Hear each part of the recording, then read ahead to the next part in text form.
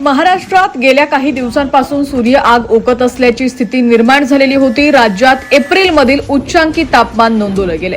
आता मात्र पुन्हा राज्यावरती दुहेरी संकट भोगावते। उष्णतेच्या लाटेचा इशारा असतानाच पुन्हा अवकाळी पाऊस देखील सक्रिय होतोय। 18 एप्रिल रोजी तब्बल 14 जिल्ह्यांना येलो अलर्ट असून आजचा हवामान अपडेट जाणून घेऊयात या व्हिडिओच्या माध्यमातून। पण त्याआधी तुम्ही जर चॅनलला सबस्क्राइब केलेलं नसेल, फॉलो केलं नसेल तर नक्की करा, जेणेकरून आमच्या बातम्यांचे अपडेट्स लवकरात लवकर तुमच्यापर्यंत पोहोचण्यास नक्कीच मदत होईल।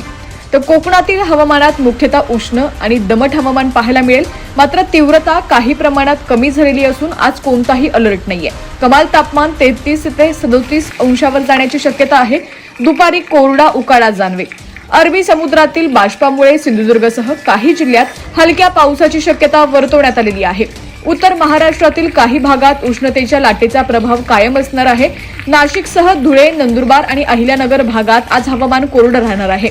मात्र 24 तासात वादळी पावसाची शक्यता असून 19 एप्रिलला या जिल्ह्यांना सोसाट्याच्या वाऱ्यासह पावसाचा येलो अलर्ट जारी करण्यात आलाय। जळगावमध्ये सुद्धा उष्णतेची लाट कायम असणार आहे। मध्य महाराष्ट्रातील हवामानात पुन्हा मोठे बदल जाणवतील। वादळी पावसाचं संकट पुन्हा सक्रिय होतंय।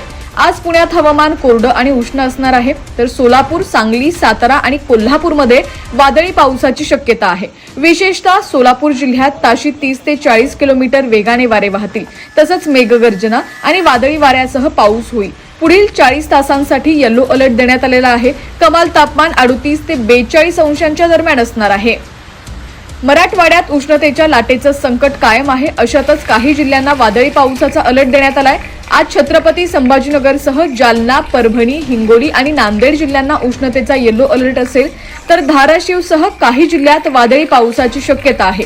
या ठिकाणी कमाल तापमान 40 ते 43 अंशांच्या दरम्यान असेल।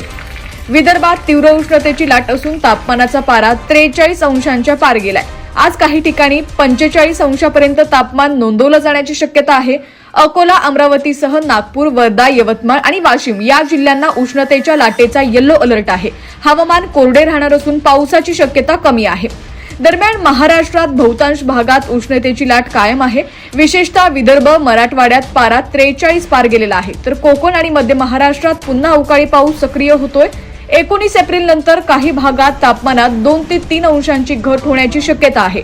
मात्र तोपर्यंत नागरिकांना योग्य ती काळजी घ्यावी लागणार आहे। त्याचप्रमाणे बार्शी तालुक्यातील मुंगशी परिसरातील दहिटणे, सासुरे, राळेसाळ, यावली या भागांमध्ये तुफान वादळी वाऱ्यासह जोरदार अवकाळी पाऊस झालाय। त्यामुळे अनेकांच्या घरावरील पत्रे उडून गेलेले आहेत।